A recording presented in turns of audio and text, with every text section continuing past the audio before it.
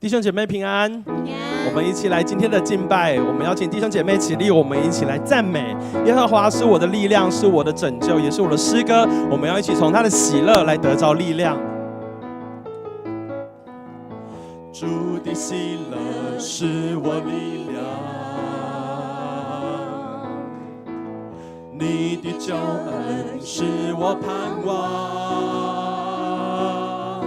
虽然橄榄树不效力，也许葡萄树不结果，我仍因着我的神欢欣快乐。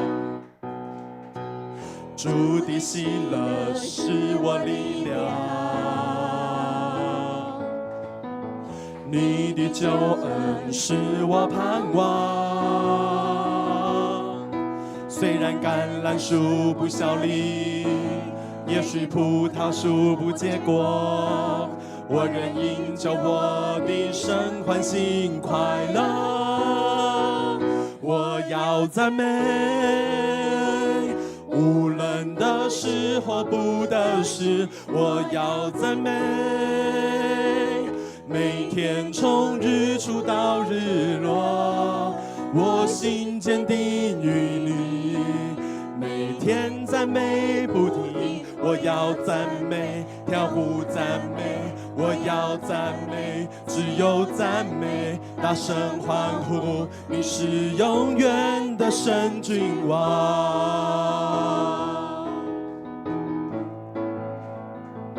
再一次呢，我想要邀请弟兄姐妹更大声的一起来赞美我们的神，来获得他赐给我们的喜乐，主的喜乐。主的喜乐是我力量，你的救恩是我盼望。虽然橄榄树不效力，也许葡萄树不结果，我仍因着我的神欢欣快乐。主的喜乐是我力量，你的救恩是我盼望。虽然橄榄树不效力，也许葡萄树不结果，我仍因着我的神欢欣快乐。我要赞美，无论得失或不得失，我要赞美。每天从日出到日落，我心坚定于你，每天赞美不停。我要赞美，跳舞赞美，我要赞美，自由赞美，大声欢呼，你是永远的神君王。我要赞美，无论得失或不得失，我要赞美。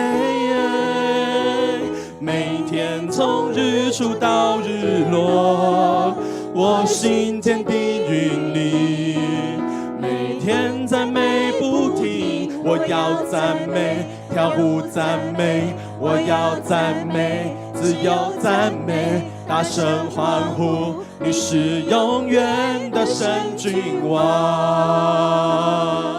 我们将荣耀归给爱我们的阿爸父天上，请坐。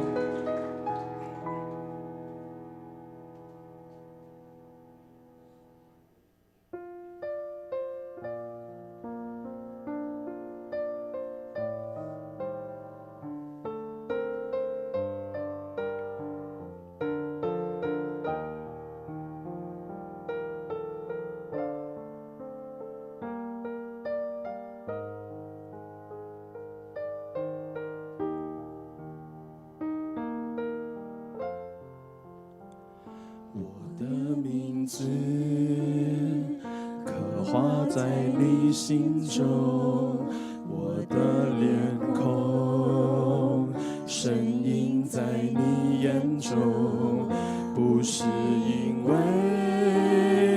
我实力才能，乃是因着你妙宽容恩典。虽然有时我会跌倒软弱，你却一直包容不放弃，为我天你慈爱，紧紧的拥抱，我赞美你宝贵奇妙大爱，唯有你配得所有的赞美，一切尊贵荣耀，主你的施加是无价之宝，你是我尊贵的主耶稣。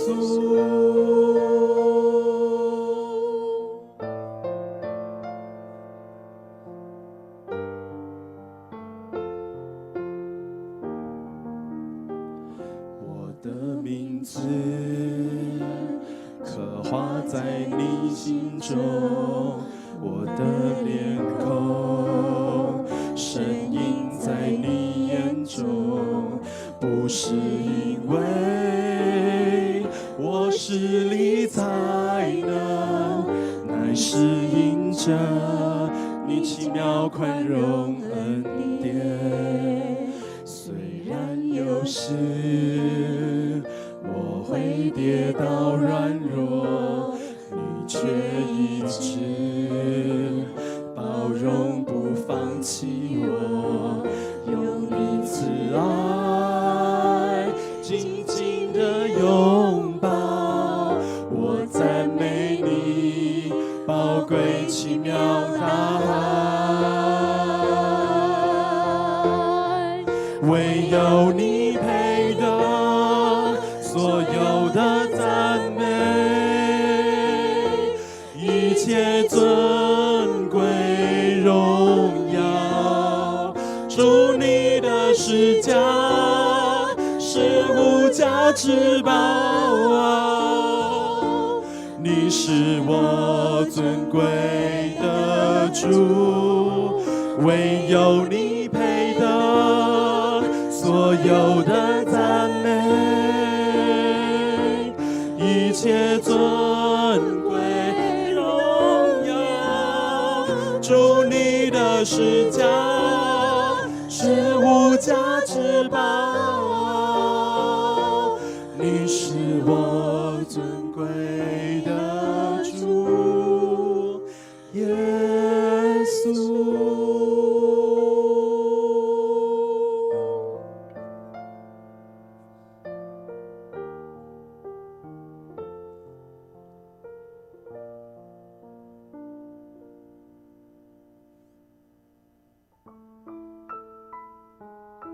弟兄姐妹，我们是耶稣心中的无价之宝，对吗？对 ，yes。感谢主。那你愿意跟着耶稣一起走吗？愿意。我们将一切献上，一切来跟随他。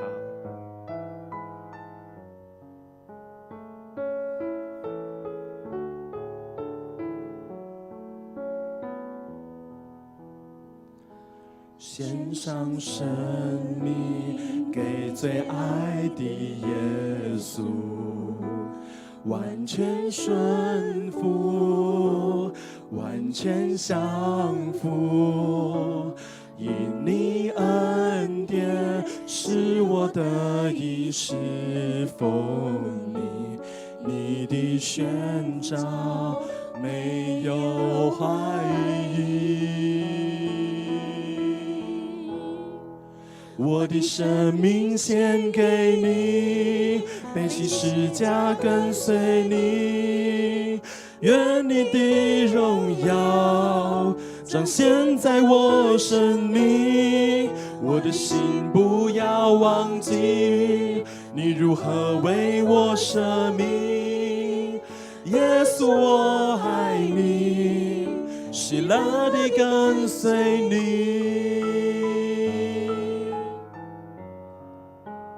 感谢耶稣，我的主，献上生命给最爱的耶稣，完全顺服，完全降服，因你恩典使我得以侍奉你，你的宣召没有怀疑。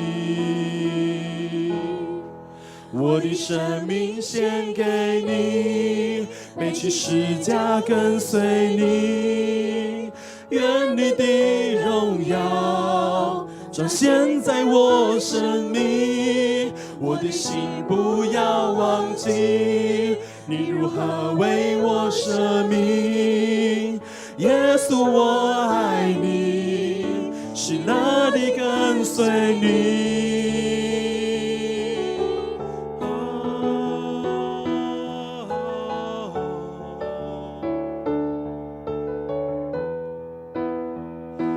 赐给我属于你的梦想，带下你国度如在天上，赐给我奔跑不倦的力量，如鹰展翅上腾翱翔，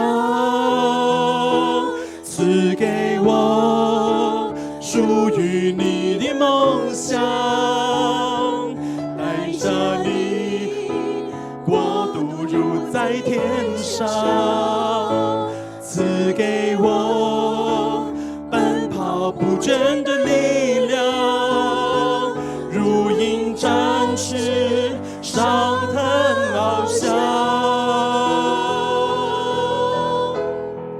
我的生命献给你，背起十架跟随你，愿你的荣耀彰显在我生命。我的心不要忘记，你如何为我舍命。耶稣我爱你，喜乐地跟随你。我的生命献给你，背起十架跟随你，愿你的荣耀彰显在我生命。我的心不要忘记，你如何为我舍命。耶稣我爱你，喜乐地跟随你。耶稣我爱你，喜乐地跟随你。主，谢谢你，谢谢你十字架上的爱，使我们可以重新恢复与神和好的关系，重新有全新的生命，重新学习完全顺服，完全降服。主啊，帮助我们喜乐跟随你，赐给我们有奔跑不厌倦的力量。祷告奉主耶稣基督宝贵的圣名，阿们。好，我们要继续用。好，我们继续要用祷告，我们要来与神有更深的连结哦，哈！来，我们一起来读这个经文。好，一起。这称为我名下的子民，若是谦卑自己，祷告，寻求我的面，转离他们的恶行，我必从天上垂听，赦免他们的罪，医治他们的地。我必睁眼看，侧耳听，在此处所献上的祷告。是的，我们要一起要来开口哦，哈！我们要用谦卑的心来祷告，来寻求神的面。让我们一起来开口来赞美神。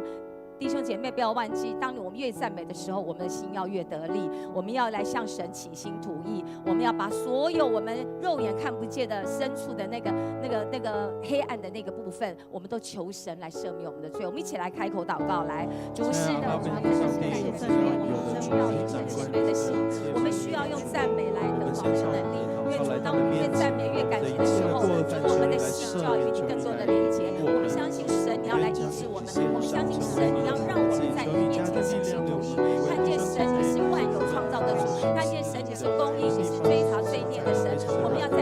个需求、这个赦免，让我们能悔改，还有在这个认罪悔改的过程，我们有行动，我们要有一个生命力。谢谢主，谢谢主，亲爱的主，求你赐给我们有一颗真诚单纯的心，不向你隐藏。主啊，我们的一切，我们的需要，你都知道。愿我们在你的面前永远诚实，无论我们的境遇如何，我们都要行在复活的领域中，因为神，你是我们永远的依靠，随时的帮助。祷告奉主耶稣基督得胜的名，阿们。接着下来，我们要来继续读这个经文，一起开口来。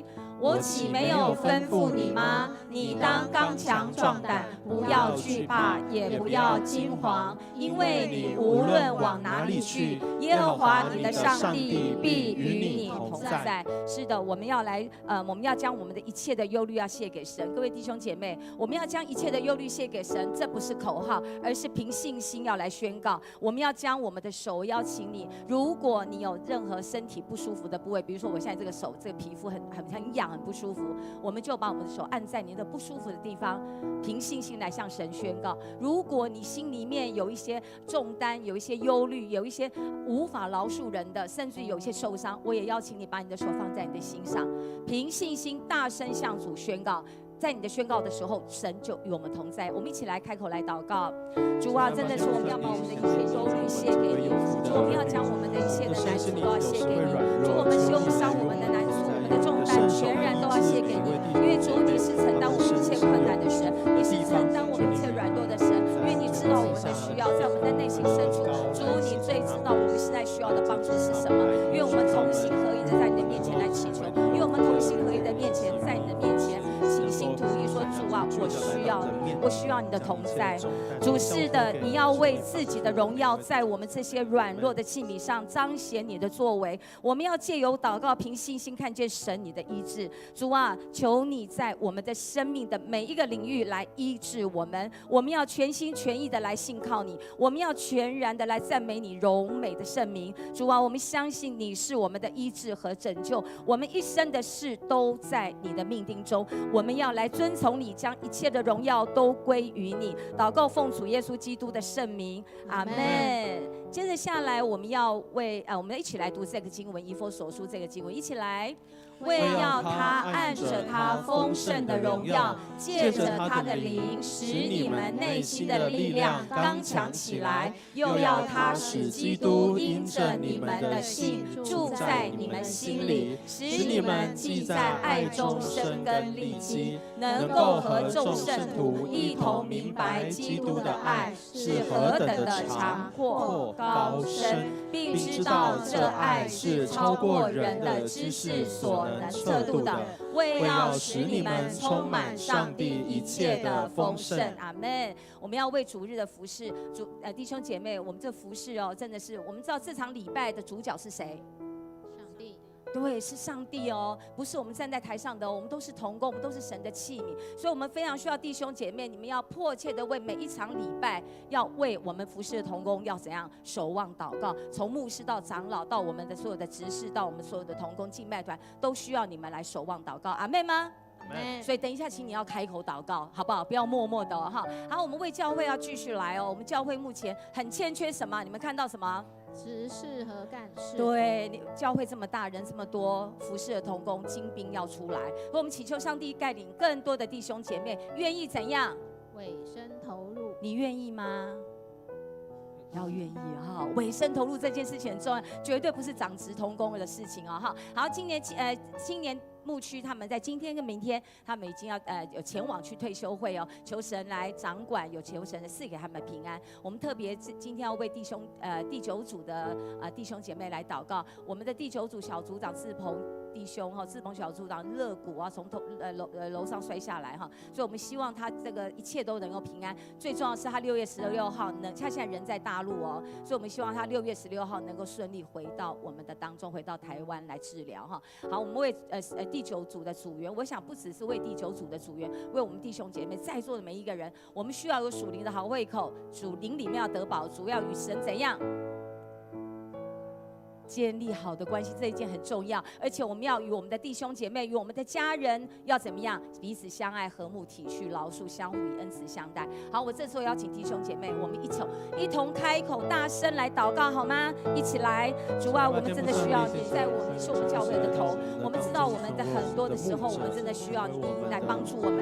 我们要在灵里面更新。我们更重要的是，我们要愿意委身投入教会的事工，因为主啊，教会是属乎你的，我们是你的器皿，我们也愿意一同谦卑在你的里面，彼此同心合一的跟着神，为着神的国度，为着教会的发展，我们要一起来努力。我们也求主来复兴建立起我们的青年，让更多青年进入到我们的教会来，让更多青年的生命被整个更新起来。主啊，真的是有青年人的生命，我们教会就有盼望。也求主你保守志鹏小组长一切的身体能够平安顺利来到我们的当中。主耶稣，你是教会的头，教会是你的身子，并且我们各自做肢体，肢体虽多，乃是一个身子。更重要是我们要各尽其职，为要建立基督的身体。主啊，求你赐给我们谦卑的灵和受教的心，能够看别人比自己强，因爱心互相宽容，用和平彼此联络，为着教会的发展，为着国度的需要，求神兴起更多愿意委身的服侍兄姐，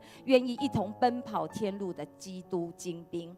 为教会的青年牧区同工退休会顺利平安，求神掌权。特别为第9小组的志鹏小组长身体的恢复，以及组员的灵命更新，恳求神来赐福与医治。谢谢主，你垂听我们众弟兄姐妹的祷告。我们这样子的祷告，求主你一起来垂听。我们也为着我们也求主来帮助我们。我们邀请弟兄姐妹，我们一同开口用主祷文来祷告。来，我们在天上的父，愿人都尊你的名为圣。愿你的国降临，愿你的旨意行在地上，如同行在天上。我们日用的饮食，今日赐给我们，免我们的债，如同我们免了人的债，不叫我们遇见试探，救我们脱离凶恶。因为国度、权柄、荣耀，全是你的，直到永远。阿们。好，谢谢敬拜团哦。好，接着下来是要报告。好。今年第4次的圣礼典在几月几号？你们知道吗？有这样互动很好哎，不要只有上面这个长老一直在讲哈。几月几号？啊，你就领金哎哦。那几月几号要报名截止？啊，记在头脑里面哦。要跟谁报名？不是像长老，也不是像牧师哦，像主任干事或者是慢双干事，好不好？好，来第2个这个报告是我们33号亲子室在今天正式启用，欢迎几岁以下的幼童进来啊？他们自己去吗？当然是爸爸妈妈。那爸爸妈妈不在，阿公阿嬷可不可以带进来？可以。你知道我们今天哦，来我们请亲子室的人，那个执事，请把他们邀请他们出来好吗？哈，我们今天亲子室就有2个贵宾哦。马上就这样配合下来了，我们真的是要宣告我们的亲子是要大爆满，好不好？那我们知道我们现在在座有怀孕的人，你知道吗？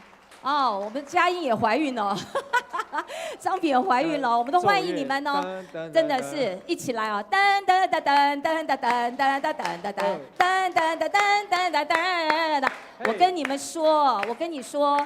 哎，这我们家孙子，哎，我们不要这样子哈，来，我们站到这边来，让牧师为你们祷告哈，很好，他们第一次来到教会，那我们这个毛毛，耶，哇，毛毛怎样？毛毛已经受洗了哈，对，小儿受洗啊。那我们家的这个新磊哦，第一次来到教会，这是他们的小组长帮他们做的那个彩带哈，好彩头，我们希望亲子是大爆满，好不好？好，你们要不要多生？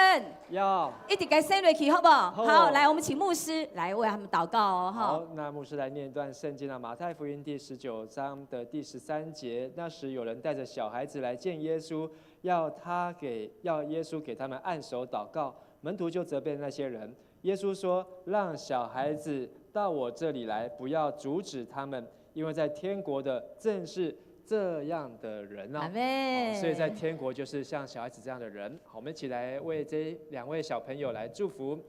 亲爱的天父上帝，我们感谢你，我们很高兴看到尹超还有新磊他们能够来参与在我们的华语礼拜的当中，也感谢你让教会来体贴预备一个亲子室，在今天要正式来启用。主，我们也遵照你的教训，我们不要来阻挡小孩子要来亲近你。每一个愿意来的父母，每一个愿意来的孩子，都求你特别看重他们那颗愿意的心，好叫他们能够在教会、在上帝的话语，还有在弟兄姐妹的爱和祝福当中，能够长大，成为上帝所拣选、所使用的器皿。我们也求你祝福在每个孩子的父母的身上，让做父亲的、做母亲的都能够明白上帝的托付，能够把养育子女以身作则，能够成为孩子属灵的好榜样，也能够领受上帝的恩典满满。我们同心在主的面前献上我们的感谢、祷告、祈求，奉靠主耶稣基督的名，阿妹，我们拍手，欢迎你们哦！鸡腿好吃，鸡腿好吃啊！对，谢谢你们，谢谢你们哈。好，要不要牧师跟我们一起照相？有照到了吗？一起照相，对，好。好，再一张。对。好，下次希望这边也有这样。对，满满的。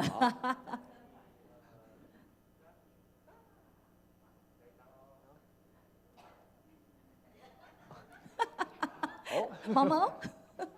OK， 好，很好，恭喜，谢谢。好，享受亲子室。感谢主哦，我们真希望每天每个月都有这样新朋友，好不好？我们的新朋友的名牌已经做到这么2个月就有名牌嘞，棒不棒？记录下棒不棒？赞啊！金生哈，金生。好，来礼拜的程序有一些调整哈。我们台语礼拜本来我们都是9点开始就做会前祷告，但是我们要真的把会前祷告放在礼拜之前，所以我们要调整为什么？台语礼拜我们要从8点50到9点就要做会前礼拜，所以你可以提前一起来哈。那我们的那个那是台语礼拜，那华语礼拜我们不变，我们一样是10点半，但是我们会把前面的那个公祷会取消，然后我们就直接敬拜团直接就进入奉献跟报告。但是取消祷告什么意思？就是邀请我们华语礼拜场的弟兄姐妹有一个祷告会，你知道是星期几吗？对，不是说不要祷告，是说我们祷告就不放在主日，邀请你们大家礼拜3晚上8点一起来祷告，好不好？对，祷告是一箱馨香的祭，要献给神。所以呢，我们会在6月23、6月30号，我们做试办这样子的一个改变，要让弟兄姐妹慢慢去适应。几月几号开始就正式进入我刚刚讲的那样子的时间段？7月7号。7月7号，不要忘记哦，哈，一起来祷告哦。祷告会有直播。祷告会有直播，对，可是更希望来现场，好不好？让那个火力燃烧起来哈！好，来，我们礼拜6月22号，我们有一个联合礼拜，迦南教会的弟兄姐妹，我们要前往南坎教会，与南坎教会的弟兄姐妹一起联合礼拜。如果你有参加的话，我们要自行前往南坎教会哦。几月几号这个事情？6月22号，我们在几点集合？6点，晚上6点，在哪里？南坎教会，你要不要来迦南教会？不用哦，6月22号。那你要把更清楚的东西，你可以在小组群组里面去了解，或者问青年牧区的同工也可以知道哈。今天6月9号有召开总务部，请同工留意。好，来这一件事情非常重要，这是哪一个部门的报告？你们知道吗？财务部哦。好，以银行转账，我们知道我们有礼拜天的这样的奉献，我们有平常周间你都可以用银行转账，但是我们务必这件事情很重要。如果你是银行转账啊，比如说我田处于我是银行转账，我银行转账5000块钱，这样转账完了就 OK 了吗？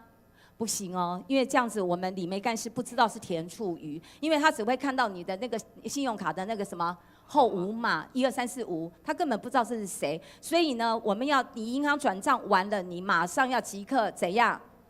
打电话给谁？会计。李梅干事哦，不是打电话随便讲，要李梅干事，你要跟他讲哦，我是田处于，我是谁，你是谁，然后我刚刚转账了多少钱，这样子的话，李梅干事就很容易可以知道是谁，然后在下个礼拜天，你的这个周报上面就会很清楚写到某某人奉献多少钱。如果你没有做这个动作，你的周报上面会变成什么？有志者，会变成这样，没有办法查出是谁。这样有没有听懂我的解释？这件事情很重要哦，哈，多奉献，我们真的是多有蒙福哦。好，这件事情很重要，共读有没有参与啊？真的是叫好又叫座，对不对？我今天早上跟一个姐妹讲，哇，牧师真的是好丰富哦，怎么可以预备这么丰富？所以你还没有搭上这个共读的车，赶快上来，好不好？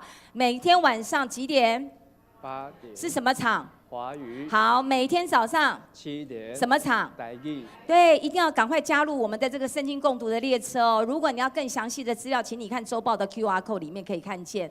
好，6月12号我们的周3就是我们的松大讲座，也可以进入到 QR code 来了解哦。哈，那刚刚这我们已经牧区今天已经青年牧区已经退休会了，那我们的牧师他们全家也会一起参与在这个当中，也求神保守哈，一路都很能够顺利。好，明天是几月几号？6月10号就在讲这件事情。明天我们是什么节？端午节。马上节哦，所以我们全职同工也要放假哦。教会在做什么事情？消毒。所以你能不能来？请不要来哦，哈。好，谢谢，这样子的报告非常的清楚哦，哈。好，我们来新朋友介绍哦，曾玉是不是？我们讲说哦，嗨，曾玉，你有2个人。好，一起来，嗨，平安哦！我们一起来欢迎曾玉哦，来，我们一起来，一次欢迎，永远欢迎哦，欢迎你们曾玉。那你另外一个同伴哈，好，欢迎你哦，每个礼拜都跟我们一起来享受这个主日的盛宴，好不好？欢迎。啊？路过。哦，好，今天路过，从下礼拜开始刻意要进来，好不好？对，啊，曾玉，请不要留这样的电话，请把电话给我们，好不好？我不会追杀你，但是我要跟你联络，好不好？好，请坐哦，谢谢你，谢谢聊曾宇哦哈，来，我们大手欢迎，对，好啊，这个我是在这爱珠夫妇，我们夫妇那个北区合唱团的团长，还有先生长老哈，好带着新朋友哦哈，这个新朋友叫做林连燕，是不是姐妹哦？欢迎你们，对，好。一次欢迎，永远欢迎哦，哈，都要刻意进来，谢谢你们，欢迎你们，真的很棒哦。再来一个是戴连发，哎，你好，哇，我告诉你，我们真的用力的给戴连发，欢迎你哦。你弄阿北来，人家戴连发迎来啊啦。新朋友已经坐在这边了，默默的祷告，我们欢迎你哦，连发弟兄哈，欢迎你继续在我们的当中哦哈，好，欢迎，谢谢。好，继续哦。这个我好像有点困难，再帮我遥控一下好吗？好，继续下去。好，来，我们一起来练今天的经文，念2遍。来，你要为信仰打那美好的仗，要持定永生。你为此被召，也已经在许多见证人面前做了那美好的见证。提摩太前书6章12节，再一次来，你要为信仰打美好仗，要持定永生。你要为此被召，也已经在许多见证人面前做那美好的见证。提摩太前书6章12节。好，接着下一页哦，我们要来做奉献。奉献是基督徒感恩的表现，是出于甘心乐意。如果你不明白奉献的意义，请用祷告来表达你的感恩。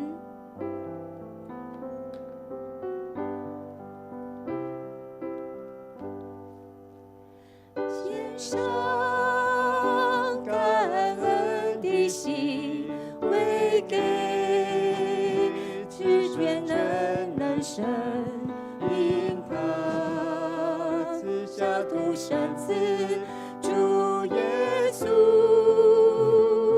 基督，献上感恩的心，归给至圣全能神，因他赐下独生子主耶稣基督，起立。如今沦落这里的刚强，贫穷这一臣服主，都因为主已成就了大事。如今沦落这里的刚强，贫穷这里臣服主，都因为主已成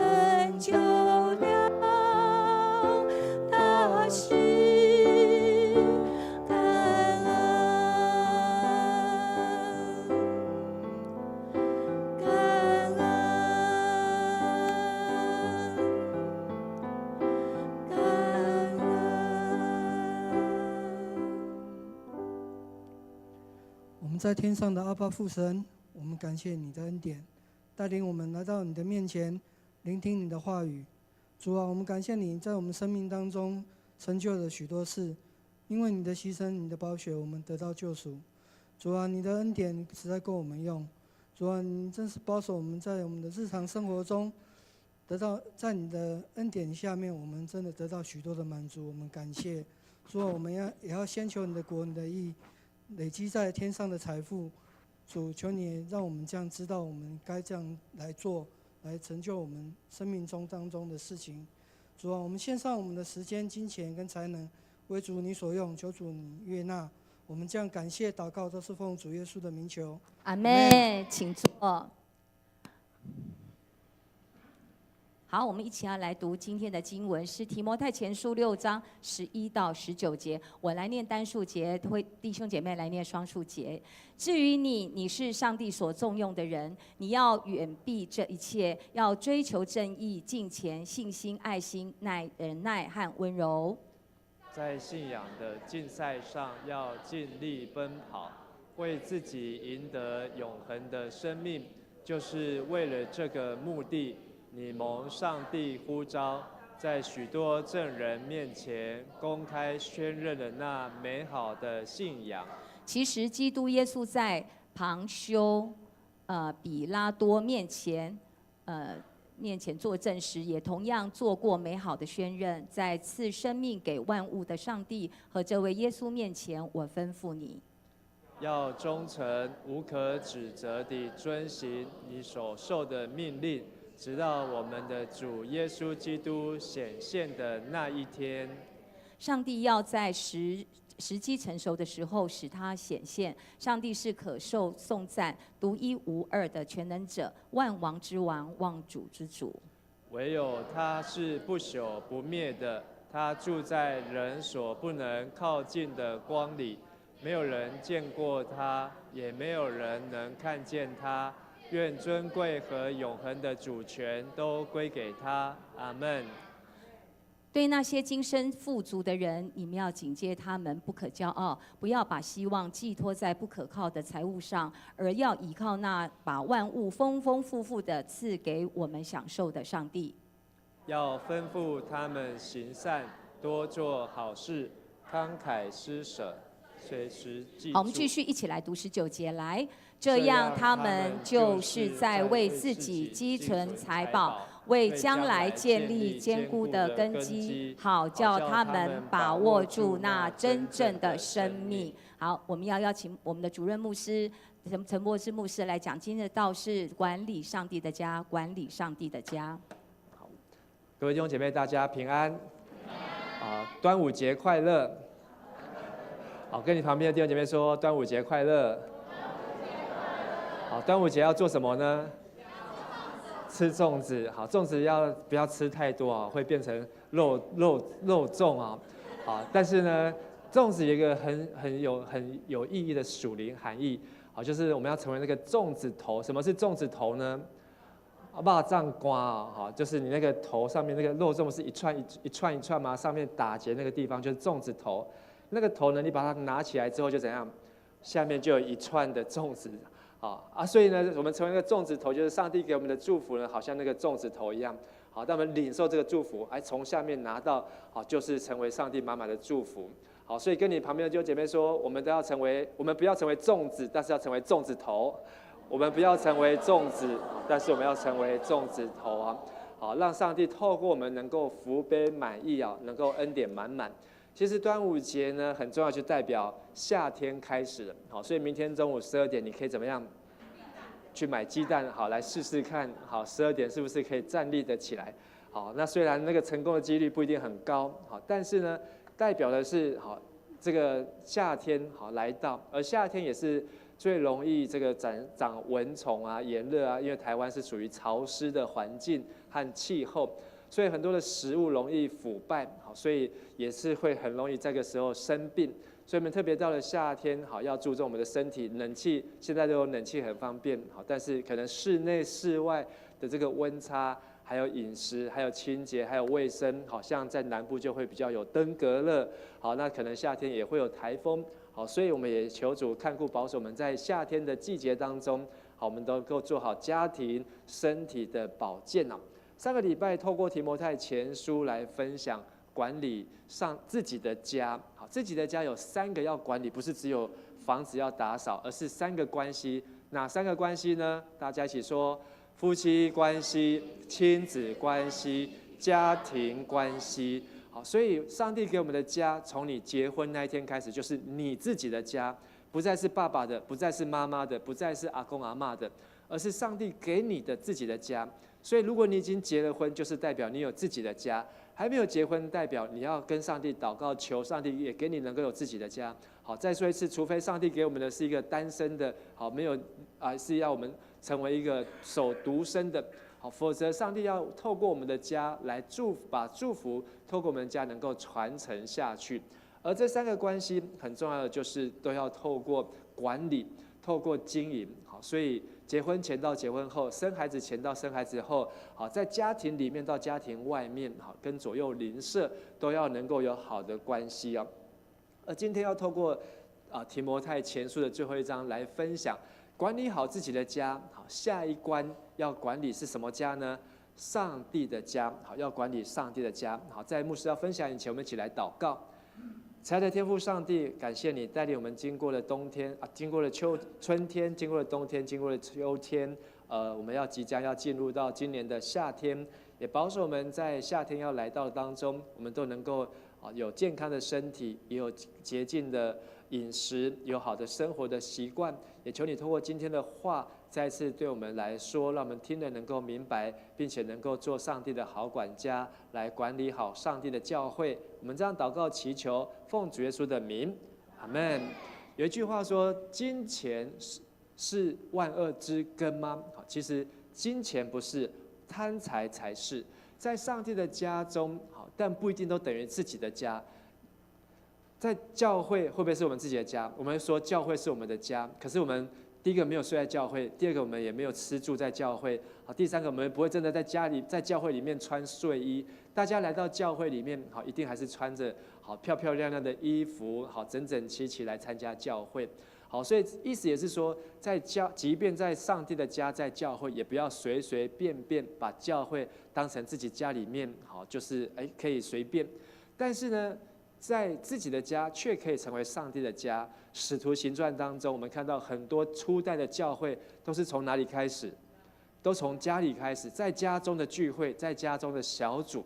所以，我们迦南教会在1981年就开始有家庭小组，就让迦南教会好，不是只有大家来教会来礼拜堂，而是透过小组，透过家庭，就可以把上帝的话、上帝的福音带到各个家庭当中。好，所以圣经说2、3个人就有上帝在我们当中。所以你曾经在你的家里面有举行过小组，请举手一下，在你家有举行过小组。好，这样扫射看一下。好，请放下，谢谢。好，也谢谢你们开放你们的家，好，让小组去你们家中聚会，也代表让迦南教会不是只有在中华路49号，好，可以去到各个不同的地方，把上帝带到每个人家中，让自己的家可以成为上帝的家。而上帝的家所要求的标准呢，不是十字架，不是礼拜堂，不是建筑物，而是先要有管家。好，我们一起说忠心的管家。上帝要求在教会一定要有忠心的管家来管理他的家，这个家才能够坚固。所以这个管家不是指牧师，不是指干事，不是指长老执事，而是每一个人都要成为上帝忠心的好管家。怎么知道这个人是不是上帝忠心的好管家？我们可以看他怎么样使用金钱。所以金钱最能够看出谁是在小事上忠心的好管家。但是金钱也很容易让这些上帝的管家跌倒。所以提摩太前书第6章就提到了，有一些的原本在上帝家中的管家，却因为贪爱钱财被引诱而离弃了真道。在最近的台湾股市，好，过去这个礼拜当中，好，又破了纪录，好，台湾的股市一直飙高，而且呢，透过这个辉达的这个 CEO 好黄仁勋好来台湾，好讲了一句话，说台湾的股市呢，台积电的股票太便宜了，哇！结果那天台积电的股票就狂涨啊。好，这个股票呢，好，的确让我们哇很羡慕。好，有没有买的人有没有很开心？好，有买台积电的股票就一定很开心。没有买的人呢，会不会堆心瓜呢？哎呀，早知道我要买他的股票。好，不论你开心或是堆心瓜呢，但是我们要知道，这些钱财好都是身外之物，因为圣经告诉我们，钱财是生不带来，然后呢，死不带去啊。好，这句话是出于圣经，你知道吗？有一句话说，金钱不是万能，后面呢，没有钱就怎样，万万不能。然后有一句话说，有钱就怎样，能使鬼推磨。后面呢，没有钱呢，你就只好做那个推磨的鬼啊，你就一辈子在那边推人家的磨，好替人家卖干，好替人家爆干。好，钱对世界上每一个人来讲很重要，但是好，为了钱，我们一定要走正路，而不要走错路。在教会当中，可不可以教导人好要赚钱？可以。好，约翰卫斯理就教导我们要努力的赚钱，要努力的存钱，还要努力的奉献。好，就这3个原则，赚钱、存钱、奉献，好，都是基督徒好一种努力的表现。但是我们不要错误陷入到成功神学好的这种发财，认为只有赚钱、只有拥有钱才是祝福，贫穷就是咒诅。也不要陷入到功利的世俗主义，好喜欢跟人家比较，然后喜欢攀亲附贵，好，然后喜欢跟有钱人在一起，然后跟那些没有钱的人好就跟他划清撇清关系。也不要受到物质主义的影响，好追求物质，追求名牌，追求豪宅，追求豪华的车子，然后什么要往自己的脸上贴金，活在当下。也要小心，很多在教导人赚钱、如何发财、如何富有，但是他这样的人有可能是假冒为善，因为他可能是心术不正，他可能是外面有看起来很敬钱，其实他却是想要来贪财，想要来敛财，想要成为宗教的神棍。好像是有一些的师傅啊，好这些师傅就要感恩师傅、赞叹师傅，然后还要买劳斯莱斯给师傅，1台不够还要2台。甚至不是只有在其他宗教，基督教也会有这种敛财的现象。好，某某的神医、某某的布道家、某某的特会，好某某的这种哇，然后收很多的奉献，就背地里台面上看到都是这些的大牧师、大牧者。非常的虔诚，在台上跪下来祷告，为人医病，为人赶鬼，为人服侍。背后看不到的却是他自己呢，开着豪华的车子，买着游艇，好开着直升机，好然后呢享受这些的特权，好甚至还有一个很不好听的传闻，这个男神医布道家跟这个女神医布道家2个人有婚外情，好这都是真实在教会界发生的事情。刚才提摩太前书第6章第7节。生不带来，死不带去。好，现代台语的圣经就是翻成这样，这就是它的意思。很多时候，我们的人生是双手空空的来，可是你走的时候可以带走什么？一片云彩，好，连那个云也不想给你带走。好，但你要叫他跟你去也去不了，连一杯咖啡都拿不走。但是我们可以带走的是我们在今生所得到的永生。我再说一次。你不能没有带什么来到世上，可是当你离开这个世界，你所带走的就是你用今生所得到的什么生？永生。好，所以我们教会有一个弟兄叫做永生，好，永生兄，很久没有看到他了。上帝赐给我们的永生，不是阿公有、阿嬷有，我就有。上帝赐给我们永生，是我们透过今生的努力所得到的。好，所以跟你旁边的弟兄姐妹说，上帝要赐给我们的是永远的生命。上帝要赐给我们的是永远的生命。如何在上帝的家中，每一个人都能够成为忠心良善的好管家呢？好，从今天提摩太前书的第6章最后一章，我们可以看到3个我们可以学习。第一个，我们要先成为属神的人；第二个，要为信仰怎么样打美好的仗；第3个，要为将来怎么样打美好的根基啊！这是一个在上帝的家中成为一个好管家要学习和思考的。成为属神的人，我们一起来读提摩太前书6章11节，请。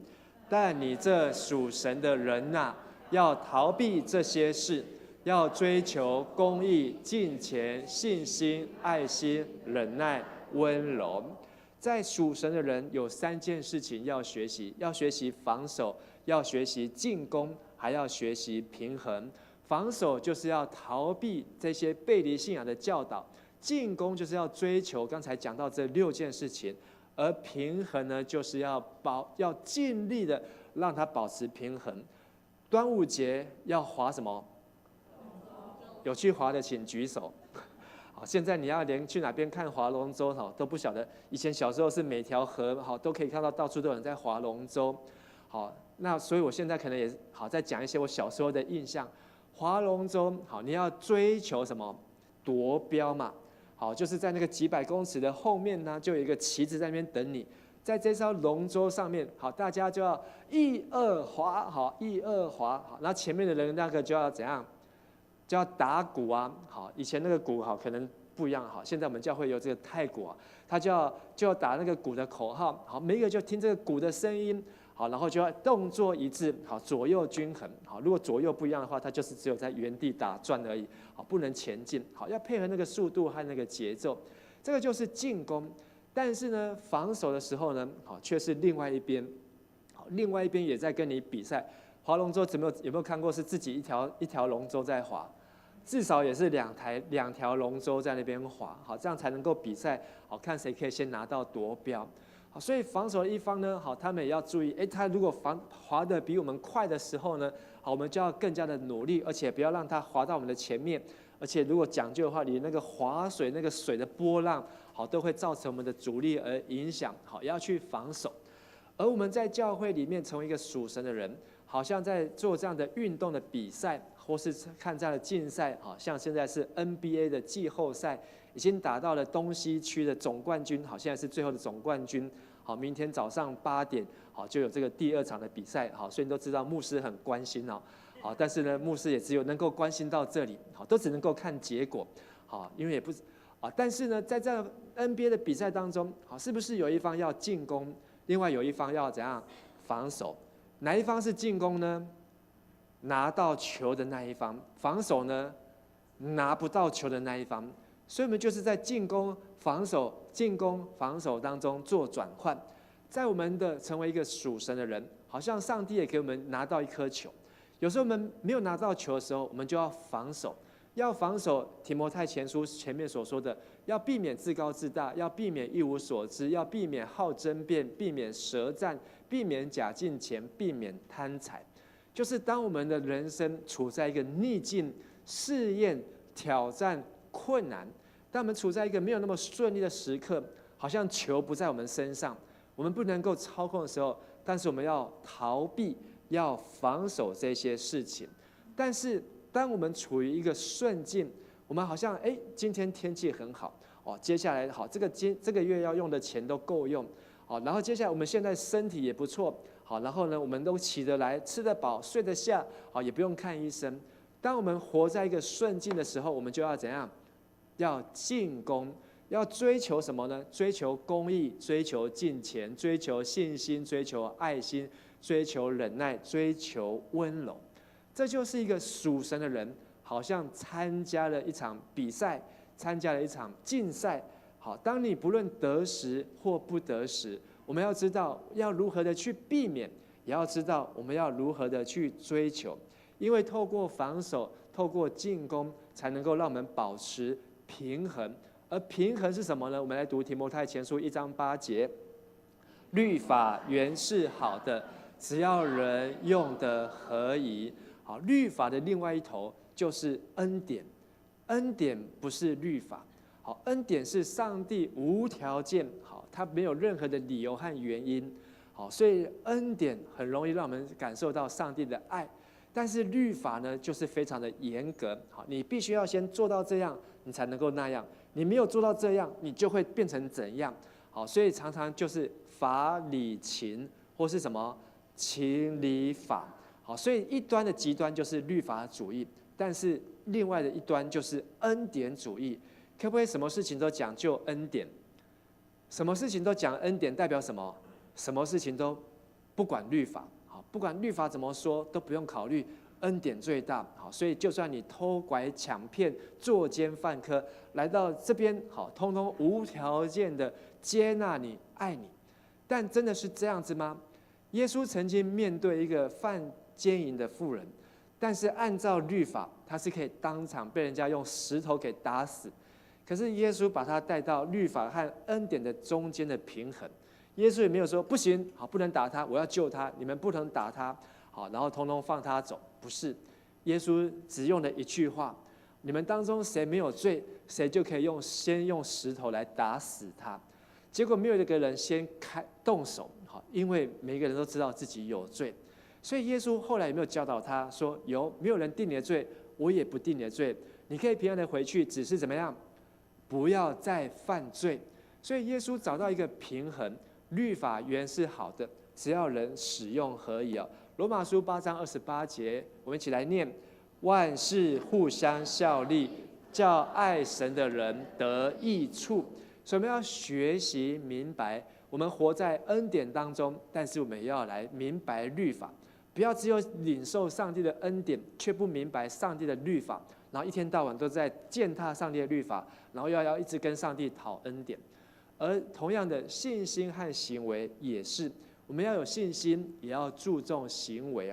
而第二个，成为上帝家中的好管家，要为信仰打美好的仗。6章12节，请我们一起来读：你要为信仰打美好的仗，要持定永生。你为此被召，也已经在许多见证人面前做了那美好的见证。美好的仗，那个打仗的仗的意思呢，在原文当中可以用来打仗，好，真的就是好拿刀、拿剑、拿飞弹来打仗。但是另外一个意思呢，可以拿来指竞赛，好，所以在当时好是有这个奥林匹克，好，下个月7月份好在巴黎就有巴黎的奥运好即将要展开，这一些的运动员和选手好，他们锻炼竞赛，为了要参加奥运，就是像在打仗一样。所以这个词用在两边都非常的贴切。我们的信仰好像在打仗，我们的信仰也好像在参加一个运动会，要参加那个竞赛。而这个竞赛呢，好，它有4件事情：第一个要持定永生，第二要做美好见证，第三要毫无玷污、无可指责，第四要直到耶稣基督的显现。打仗的目的是为了什么？打仗的目的，或是你参加比赛的目的，对，就是为了要赢。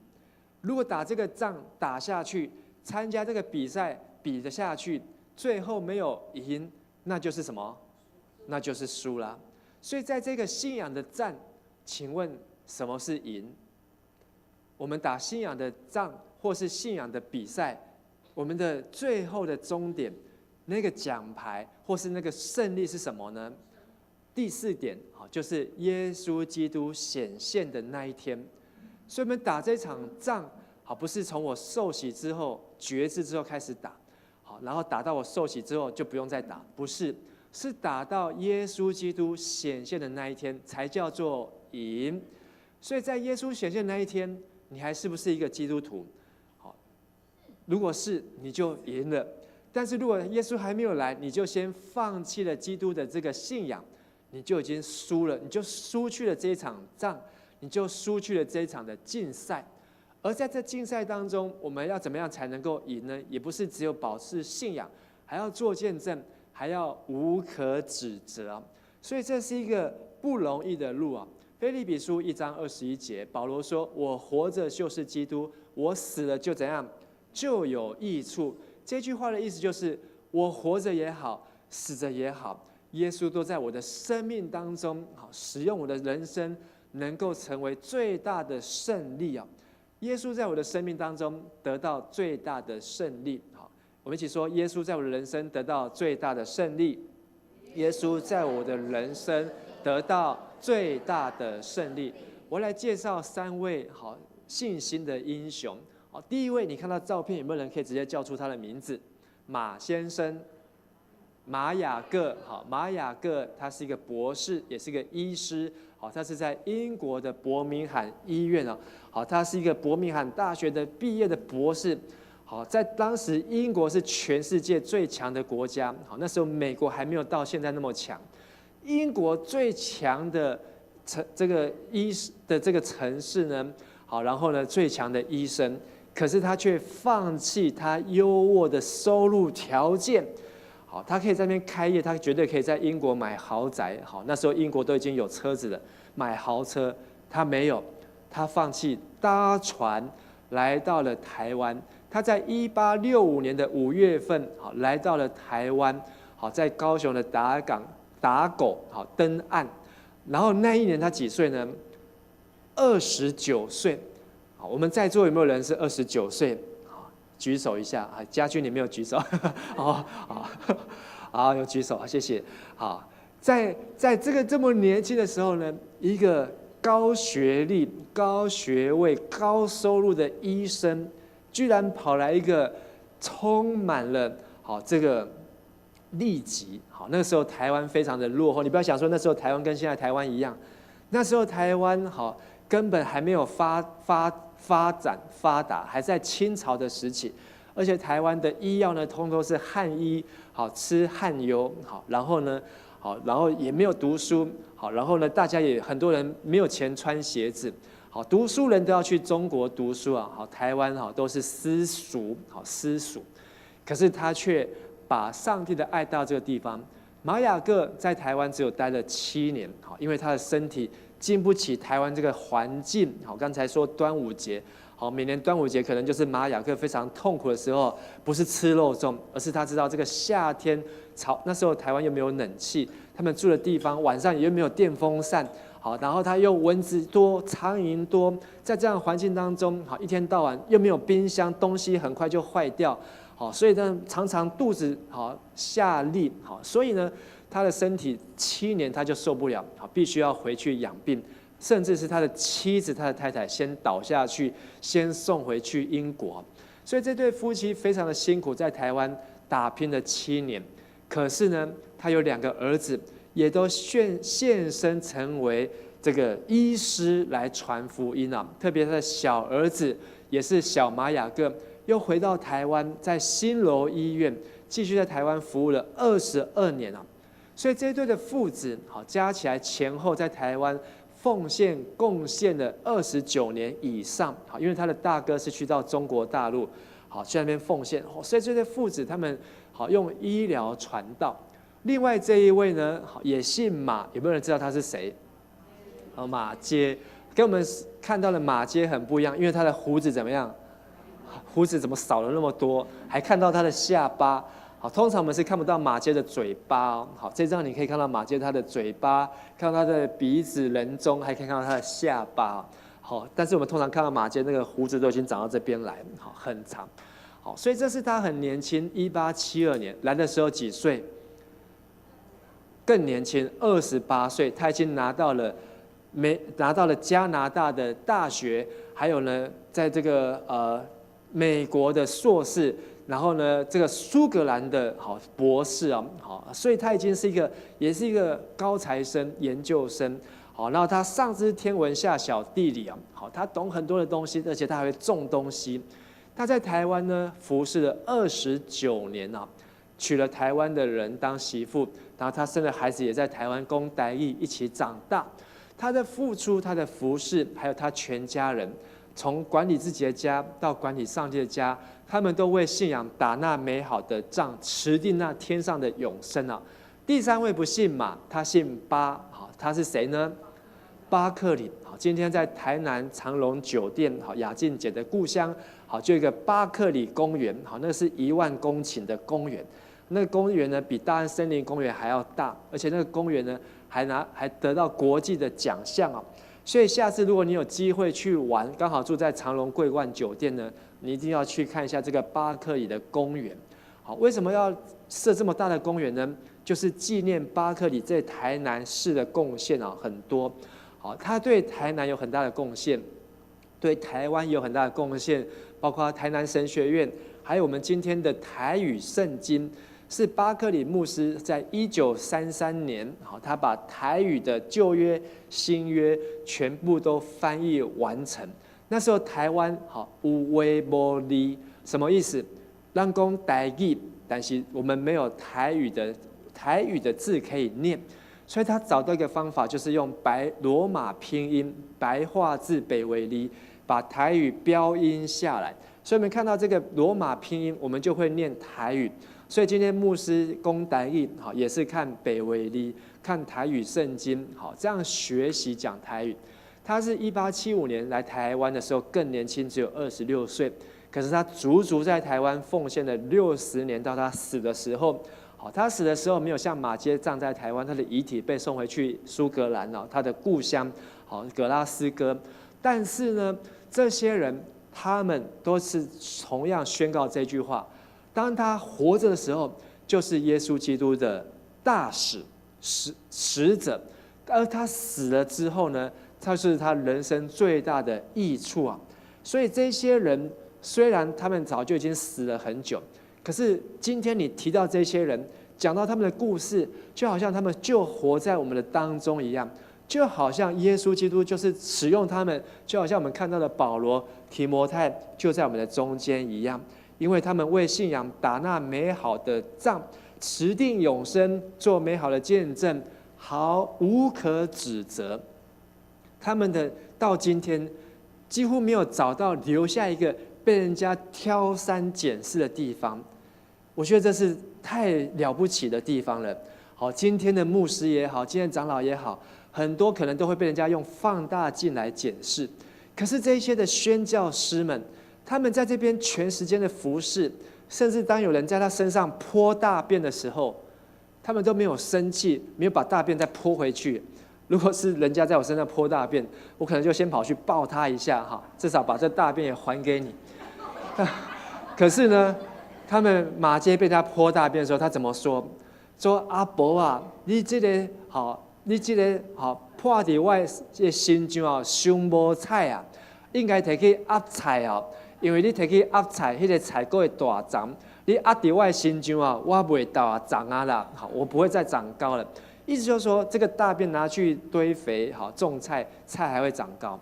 所以马偕很有智慧，所以他的一举一动，好都是让人无可指责。而他们这样做的目的，直到耶稣基督显现。但是耶稣还没有来，他们就死了。可是他们死了，他们就得到最大的益处。一个属神的人，上帝的好管家，打美好的仗，目的呢，都是为了在将来要打那美好的根基。我们来读第18、19节，又要嘱咐他们行善，在好事上富足，甘心施舍，乐意分享，为自己积存财富，而为将来打美好的根基，好使他们能把握真正的生命。做上帝的好管家，为的就是让我们在将来能够得到美好的产业，有美好的根基啊！所以我们在教会里面服侍，你不要小看我在教会都在付出啊，很辛苦啊，别人都没有来，只有我来，都没有人在做，只有我在做。但是你要知道一个真理，当你在上帝的家中忠心的付出摆上做管家，其实在另外一方面，上帝在天上也为你打那美好的根基，预留那将来要给你的产业还有祝福。阿们吗？在将来天上，我们会有3件事情：有天上的敬拜，有天上的府库，有天上的国民。天上的敬拜是一个像启示录第4章昼夜匍匐的敬拜。你不要想到天上的敬拜好像那个天使拿着竖琴，头上有个光环，装着2个翅膀，然后整天在那边弹竖琴，当当当当，没有那么无聊。天上的敬拜绝对比我们在地上任何一场聚会、任何一个敬拜，你所经历过的还要美上数百倍、数千倍、无数倍。那是天上的敬拜，而天上的敬拜的对象就是上帝，而不是马门。保罗告诉提摩太，要在今世富足，要依靠后赐万物给我们享受的神。上帝不反对你有钱，但是上帝反对你怎样被钱所拥有。你要当钱的主人，不要当钱的奴隶。不要在礼拜天应该敬拜上帝的时间，结果把这个时间拿去赚钱，然后以至于你没有其他的时间可以敬拜上帝。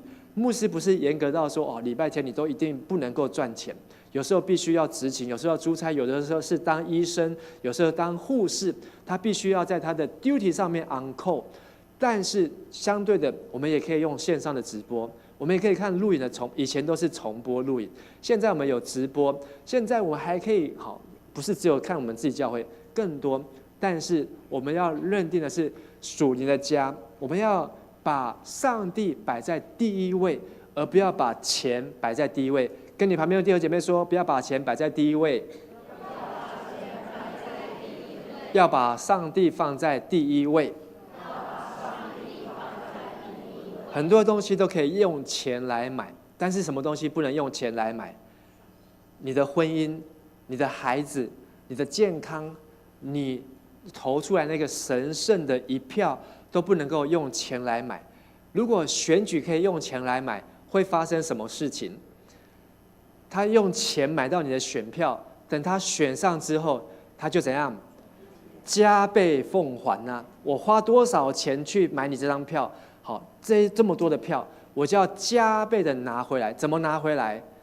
标工程啊，好，开发土地啊，好，然后去当什么官啊，去协调什么会啊，当什么主委啊，好，然后我就可以从中获利。最好就是搞建设，好，然后呢就可以先都有对价的。好，在你当委员的这段期间不会给你，到你做完委员之后我再给你，可不可以？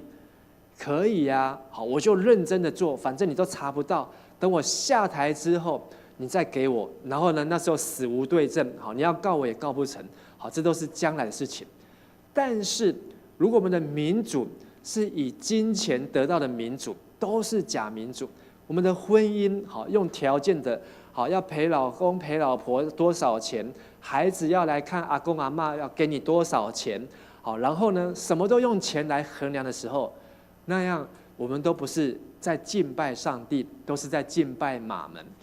马拉基说我们在天上有上帝的府库，这个府库是从上帝而来，不是从魔鬼而来。所以我们要搞清楚，我们不要听了魔鬼的谎言，以为跪拜魔鬼，然后就有天下的荣华和富贵啊！上帝不担心你穷困，但是他担心你穷忙。穷忙就是你的人生这么辛苦，一天到晚加班，然后为了赚这些的薪水，为了要缴房贷，为了缴车贷，为了缴学贷，你的人生大半辈子都投入在这边，好不容易可以退休了，结果身体开始出状况，又开始去医院报到看医生，拿药吃药，然后打点滴治疗，人生好就这样过去。结果呢，最后等到你要离开世界的时候，发现我要去见上帝了，可是我不知道我要去见上帝的时候，我那边到底见得到还是见不到？甚至我要见上帝的时候，我不知道我在天上的家到底是有什么还是没有什么。很多人都会出国旅行，你要出国，你会先准备什么？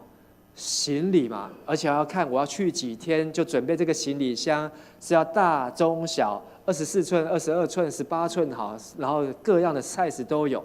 然后我里面要装什么，你都会先想好。有一天我们要出一个国，那个国叫什么国？天国啊！你要去天国的时候，你要带什么行李箱？不用带行李箱，香手康康。那你去那边要穿什么？你去那边要不要刷牙？要写履历，好，要先申请护照。我们去天国真的什么都不用带，那你去那边你用什么呢？圣经告诉我们，打将来美好的根基，就是我们今天在地上如何服侍，你在天上就有什么样的住家。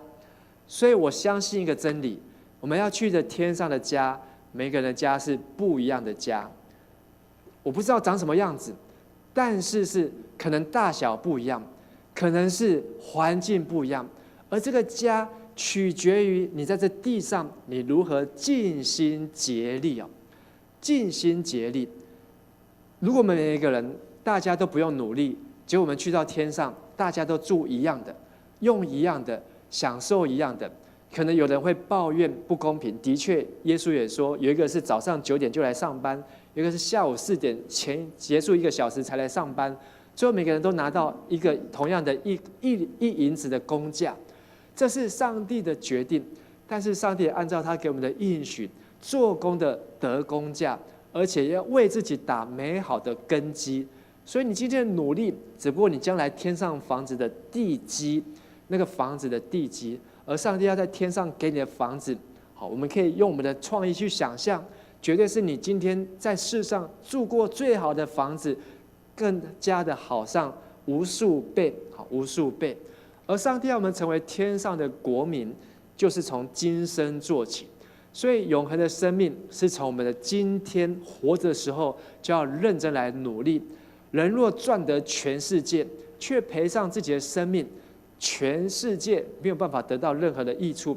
曾经台湾的首富郭台铭，他跟他的妻子2个人共同的努力打拼，结果他的妻子把他的生命都怎样累垮了，好，得了癌症，好，然后呢就离开世界，好，所以呢郭台铭想念他的妻子，捐了好几亿、好几百亿，好来建设好这个癌症中心，好，希望可以挽回更多的人的生命。但是即便有这个癌症中心可以治疗各样的癌症，但是我们不能够去用癌症中心建设一个永生的生命，只能够透过在教会上帝的家中啊。所以上帝让我们将来天上的敬拜，好，是一个全心全意的敬拜，没有任何的控告，没有试探，没有权势。而天上的府库，好，是不怕贼来偷，不怕虫来咬，也不怕生锈长虫，也不怕贬值，好，货币贬值。而我们成为天上的国民，也不怕盗贼来偷窃、杀害、毁坏，而是耶稣成为我们的牧者，让我们得生命，并且是更丰盛的生命。我们在教会当中各样的努力，都是为了将来在天上打美好的根基哦。所以今天上帝的家就是属神的人要从打仗到打根基。我们说一次，属神的人从打仗到打根基哦。这个属神的人，就是他要忠心良善，好，要知道什么时候防守，知道什么时候进攻。而打仗就知道要为信仰竭力征讨啊，征战。而打根基就是要知道怎么样去做上帝所要我们做的好管家。我们要管理好自己的家，才能够管理好上帝的家。而管理好上帝的家，才能够怎么样管理好将来天上的家。所以当你在教会服侍越久，你就越对天上的家越具体，越有印象，越有清楚的概念。可是你对天上的家模模糊糊没有概念，因为我们在上帝的家，就是教会的参与还不够多。所以刚才举的马雅各、马街、巴克里，他们绝对是对天上的家最清楚，比我们更清楚，因为他们的确为自己的家、为上帝的家忠心管理，忠心至死啊！所以管理自己的家，从上个礼拜所说的夫妻的关系、亲子的关系、家庭的关系，而上帝的家是今天所说的属神的人要打美好的仗，并且为将来打美好的根基。下个礼拜最后要分享是提摩太后书，管理好天上的家，是因为上帝的国度、权柄和荣耀都要合乎上帝的意、上帝的旨意啊！盼望我们在这个礼拜当中，如果我们有小组分享，我们可以来分享迦南教会是上帝的家。你觉得迦南教会管理最好的地方是什么地方？而管理最不足的地方是什么地方呢？好，牧师其实很想听听大家的分享。我觉得迦南教会管理最好的地方很多，好，但是呢，真的很用心在管理的，就是我们的财务，我们的财务好，真的是管理的非常的清楚，好，多一块少一块都不行，好，而且呢，分分好都记得清清楚楚，好，所以这个是非常值得肯定。而对我而言，就我所看见的迦南教会，目前管理最不足的呢，要不要猜猜看？人太少，不是，环境接近，就是我们的厕所。好，我们的厕所，好，牧师对我们迦南教会的厕所，新堂这边我觉得还好，还 OK。好，但是我们49号的厕所呢，从1楼到8楼，好，每一个厕所呢，现在6楼是全新，啊，几乎是100%全新的。好，但是每一种的厕所呢，都跟好，我觉得都不够好，不够干净，好，让人好没有一个家的感觉，好，没有一个家的感觉。好，所以教会的厕所是大家一起使用。当我们使用教会的厕所的时候呢，我们也想办法能够维系教会的厕所的干净整洁。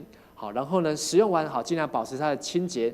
还有一些习惯，你可能塞很多的卫生纸、冲马桶，好，这些的小动作呢，好，尽量好不要减少，增加教会的负担。还有就是我们在教会吃爱餐的时候，我们都会洗碗。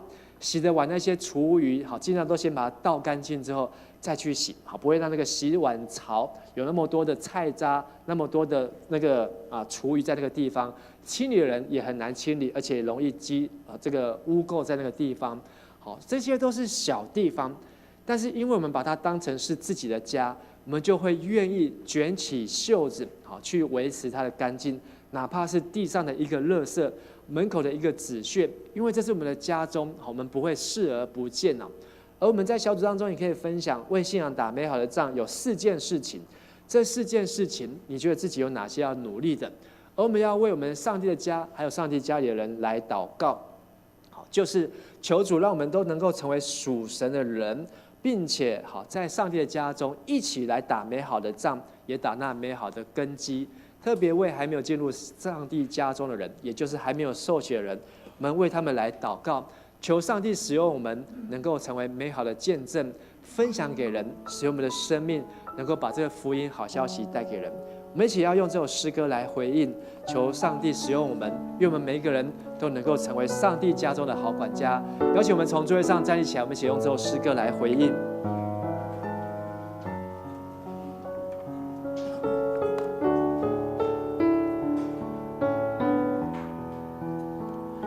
献上生命给最爱的耶稣，完全顺服，完全降服，因你恩典使我得以侍奉你的宣召没有怀疑。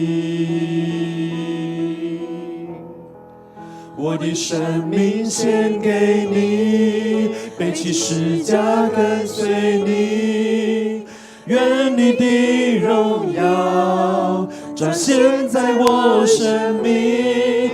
我的心不要忘记，你如何为我舍命。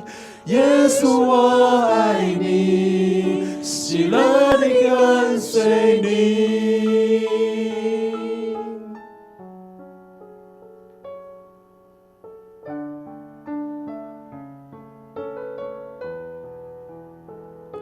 献上生命给最爱的耶稣，完全顺服，完全降服，因你恩典使我得以侍奉你，你的宣召没有怀疑。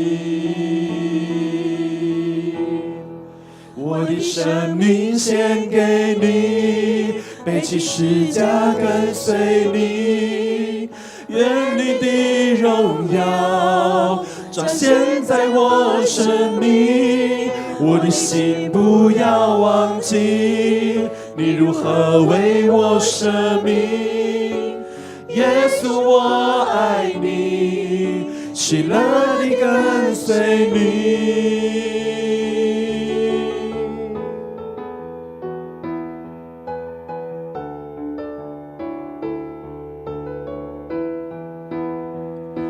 赐给我属于你的梦想，带上你国度如在天上。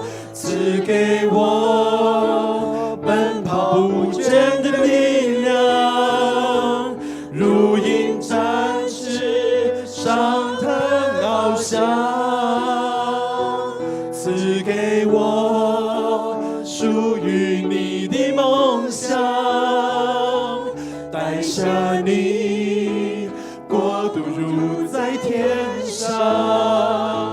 赐给我奔跑不倦的力量，如鹰展翅上腾翱翔。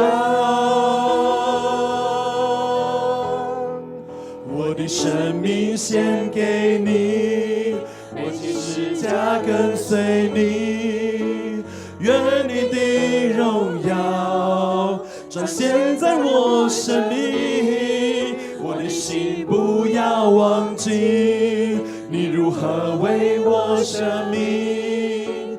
耶稣我爱你，喜乐地跟随你，我的生命献给你，背起十架跟随你，愿你的荣耀彰显在我生命。我的心不要忘记你如何为我舍命。耶稣我爱你，喜乐地跟随你。耶稣我爱你，喜乐地跟随你。耶稣我爱你，喜乐地跟随你。亲爱的天父上帝，谢谢你把我们带到迦南教会是上帝的家。谢谢你让我们在上帝的家中明白我们可以成为属神的人，并且在上帝的家中教导我们要为信仰打那美好的仗。当我们遭遇到逆境的时候，帮助我们要来避免，要来防守。当我们人生在顺境当中，我们就要更加努力来追求公义、信实、良善、温柔，让我们追求上帝的国和上帝的义。也求上帝祝福我们每一位在迦南教会的参与当中，让我们也在为我们将来的生命、天上的家来打那美好的根基。有一天，当我们光荣回到上帝的家中的时候，也就是天上的家，让我们看见这是世界上好无比的地方，是真正的迦南美地，是那流奶与蜜的地方，是那天上的圣城，是天上的新耶路撒冷，是一个不再有眼泪，不再有死亡，不再有疾病，也不再有黑暗，不再有哀伤的地方，而是一个真正与主同在、极其美好的地方。愿上帝把这样美好的蓝图放在我们的心中，放在我们的祷告当中，让我们的每一天、每一年、每一个人生的岁月，都来为天上的家努力来奔跑。愿主耶稣基督的恩惠、天父上帝的慈爱、圣灵的感动，常与你们众弟兄姐妹同在，使你们成为迦南教会上帝家中的好管家，从今时直到永永远远。阿们。我们再一次用这首诗歌来回应上帝的呼召。献上生命给最爱的耶稣，完全顺服，完全降服，因你恩典使我得以侍奉你，你的宣召没有怀疑。我的生命献给你，背起十架跟随你，愿你的荣耀彰显在我生命。我的心不要忘记你如何为我舍命。耶稣我爱你，喜乐地跟随你。耶稣我爱你，喜乐地跟随你。请坐。好，我们今天的聚会就到这边，我们弟兄姐妹可以互道平安，完后可以请大家一起收这个椅子。好，下礼拜见。